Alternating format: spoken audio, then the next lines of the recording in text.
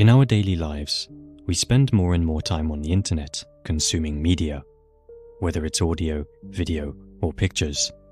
Sometimes, something in these pieces of media catches your eye, but not for a good reason. Something looks off, feels off, and so you look into the comments, search, and try to find the story of what you're viewing. When you find the truth, you instantly regret looking in the first place. Well, that is exactly what we're doing today. Let our morbid curiosity run wild. Let's take a look at images you will regret seeing.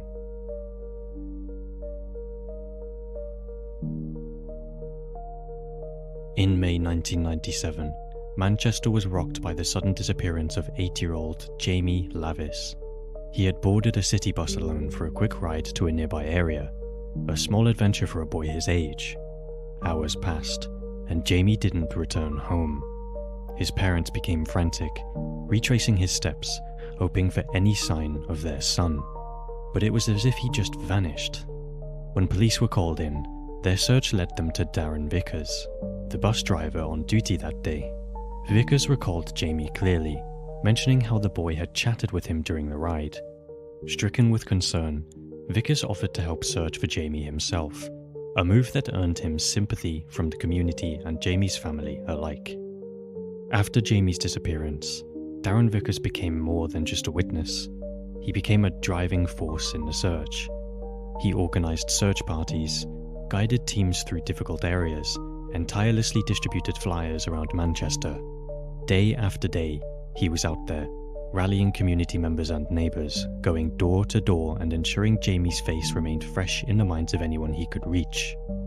Vickers made frequent appearances on the local news broadcasts, emotionally appealing for any information and drawing public sympathy. He even hosted events to keep Jamie's story in the spotlight, sharing messages of hope and urging everyone not to give up. Vickers' commitment extended into the Lavis family's own home. He visited Jamie's parents regularly, eventually staying at their house for days at a time. He took on a role that was almost familial, comforting Jamie's parents, assuring them of his loyalty, and providing them with a steady presence. He seemed to be their strongest ally, guiding them through the emotional turmoil and offering support whenever it was needed. But with his constant presence, he also began to steer the family's emotional journey. His voice was always the loudest, pushing them to hold out hope, yet frequently making unsettling comments. Over time, Vickers' above and beyond efforts raised questions. He seemed obsessed with being involved, as if he was taking the tragedy on as his own. He acted as though he knew Jamie's fate, hinting at the idea that Jamie was no longer alive. Small details, like mentioning Jamie in the past tense, gave a weird feeling to those around him. His proximity to the family, and his almost possessive grip on their trust, began to feel intrusive rather than comforting. Police noted that his behavior went beyond that of a concerned citizen or friend of the family, and it felt as if he was not simply helping, but may have some involvement in the disappearance. Soon, Vickers' unusual attachment to the search transformed him from a volunteer to a person of interest. The very man who had been leading efforts to find Jamie, who had shared the family's grief and had been so publicly devoted to the search, was now under the scrutiny of detectives. His comforting words and tireless dedication took on a chilling undertone, as police began suspecting that behind his sympathetic facade lay a dark and hidden truth. Months into the search for Jamie, police's suspicion towards Darren Vickers had quietly intensified. His over-involvement had long raised questions, but as officers observed him closely, his behavior grew increasingly erratic. Vickers seemed to insert himself deeply into every new lead, as if needing to stay at the center of the investigation. He showed an unusual fixation on the case details, often speculating about Jamie's fate with disturbing accuracy. It was the slips in his speech that unnerved investigators most. Casual remarks about Jamie that hinted he knew the boy's life had ended, despite having no evidence supporting that conclusion. Adding to the suspicion, Vickers would sometimes bring up theories on what could have happened to Jamie. Descriptions so vivid they unsettled both the Lavis family and detectives. In his fervor to help, He seemed oddly informed about specifics that had not been released to the public. Police suspicion grew more towards Vickers. Then, the unthinkable happened. Jamie's body was found in a secluded area. The Lavis family was devastated. All hope that they might still reunite with Jamie was dashed in an instant. As the family mourned, investigators painstakingly pieced together the evidence surrounding Jamie's tragic end. Each piece pointed squarely at Vickers. When he was finally arrested, reality hit the Lavis family with an unimaginable pain. The man who had spent months at their side, comforting them, eating meals with them, and living under their roof, was the very person responsible for their son's murder. The betrayal was indescribable. To know that Vickers had taken advantage of their grief, used their trust to shield himself, and manipulated their hope for his own protection was devastating. For Jamie's parents, it was as if they lost their son twice. First in his disappearance, and then again in a horrifying revelation of who had been responsible. Vickers' actions not only left a wound in the family, but also a scar on the entire community that had rallied behind him. Darren Vickers was sentenced to life in prison for the horrific abduction and murder of Jamie Lavis. But the Lavis family's ordeal didn't end with the trial. Jamie's parents have spoken out at every opportunity to ensure Vickers remains behind bars, haunted by the knowledge that he once lived in their home, sharing meals and offering support, all while concealing his monstrous crime.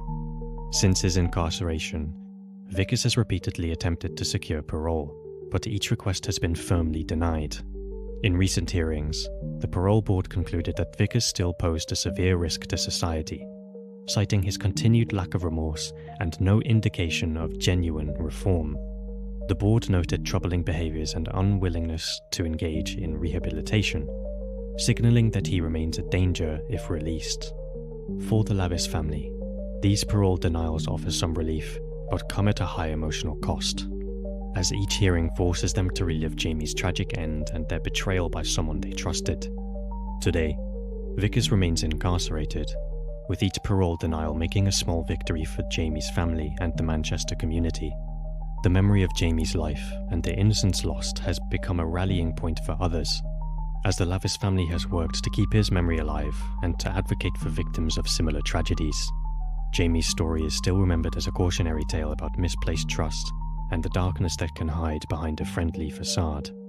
Vickers remains isolated from the world he once deceived, as society recognizes the chilling reality of his crimes and seeks to prevent him from ever causing harm again.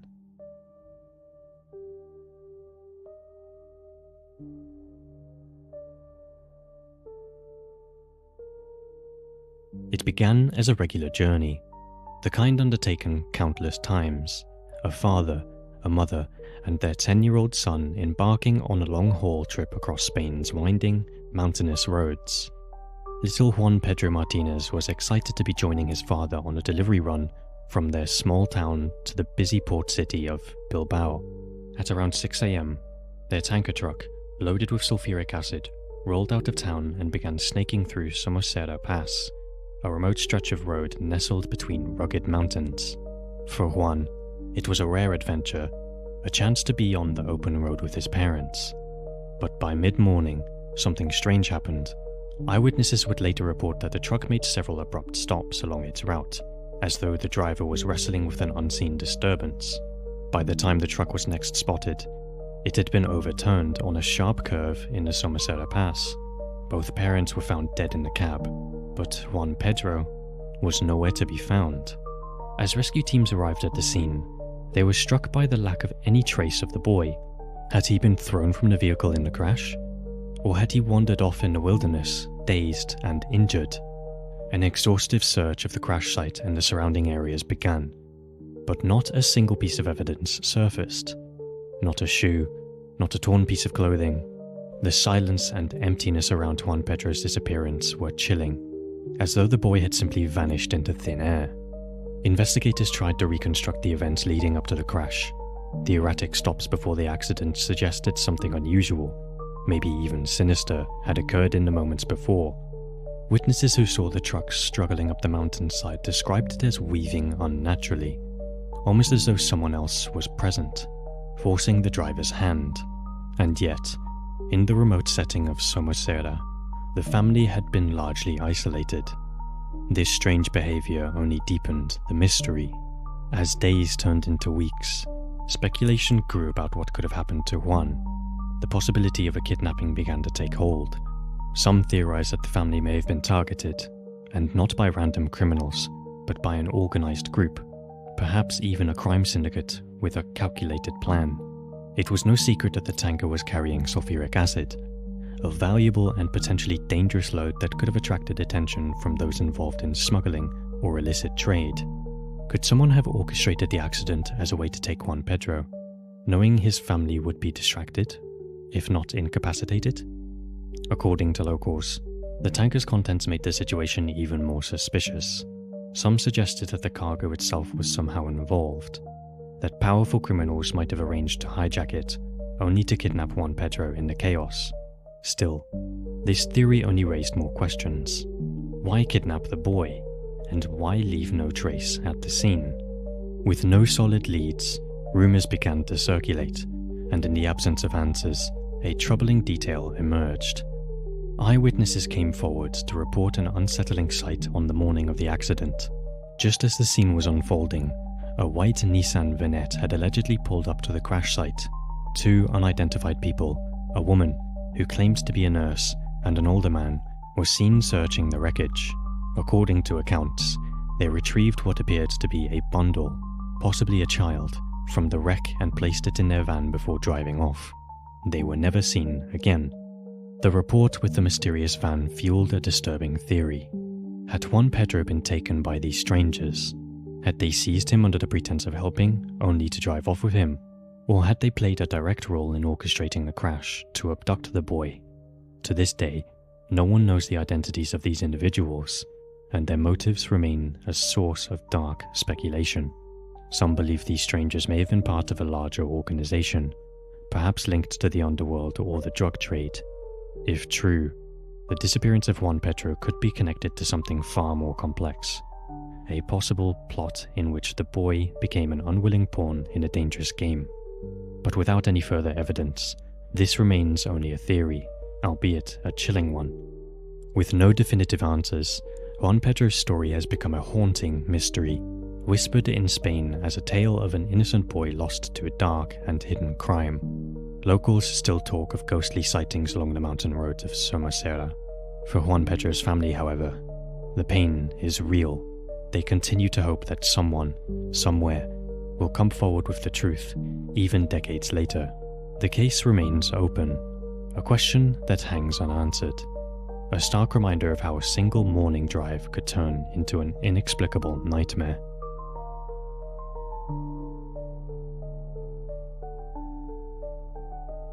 On October 29, 2013, a tragedy unfolded in Netherlands that would forever cast a shadow over the wind energy industry.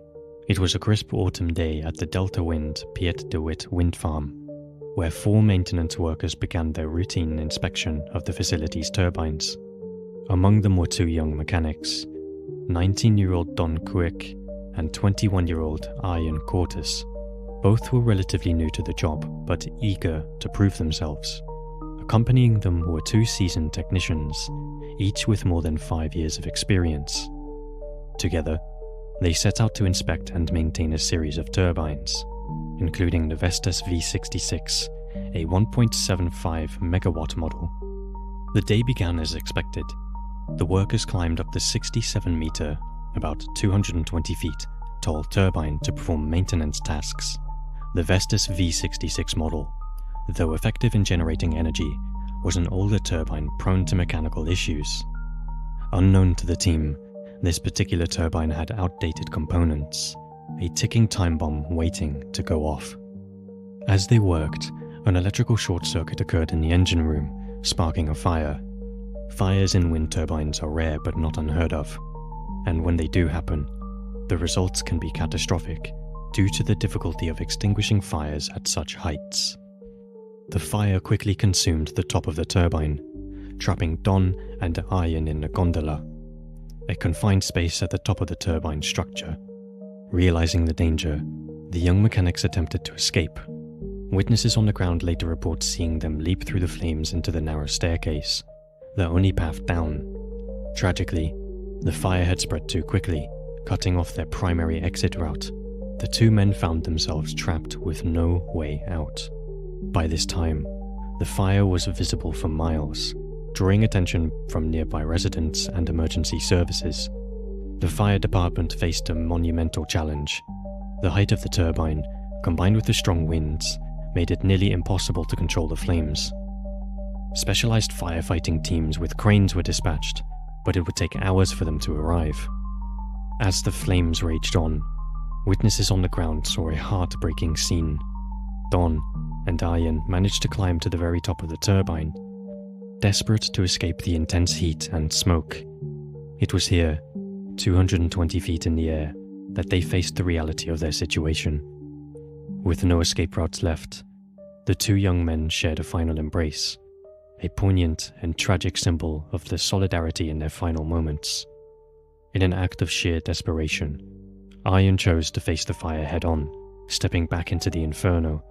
Witnesses described seeing his clothing already engulfed in flames as he disappeared into the gondola. His burnt remains would later be recovered from the wreckage. Don, on the other hand, either jumped or fell from the turbine, landing in a grassy field below. Despite their desperate attempts, neither survived the ordeal.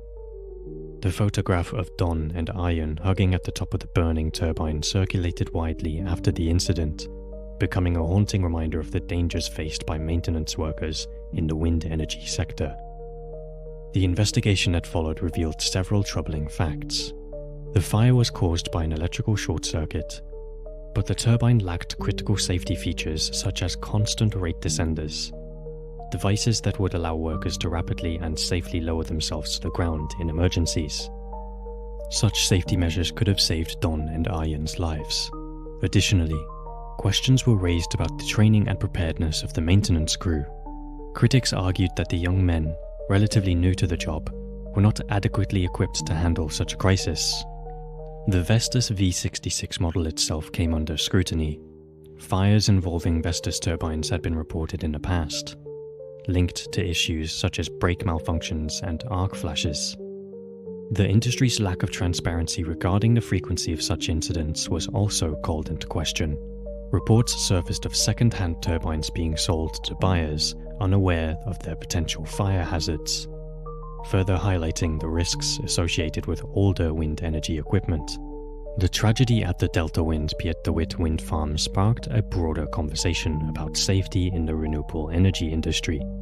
Firefighting experts emphasized the challenges of battling blazes on turbines, especially those located in remote areas.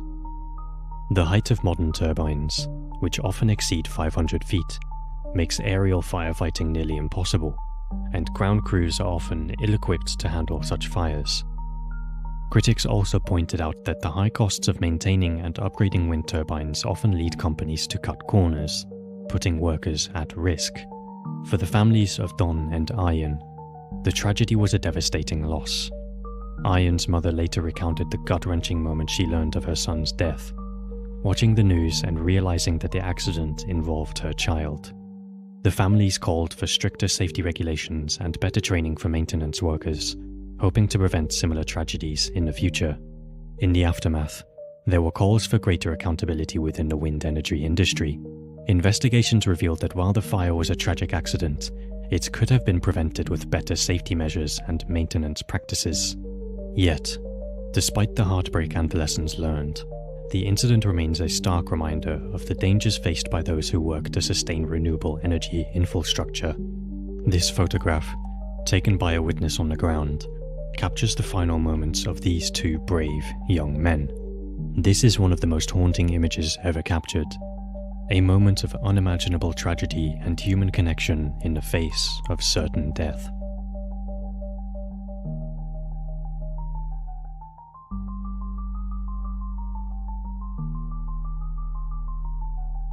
Thank you for joining me in exploring these images.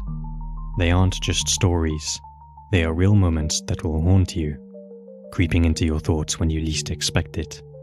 If you dare to come back, I'll see you in the next video.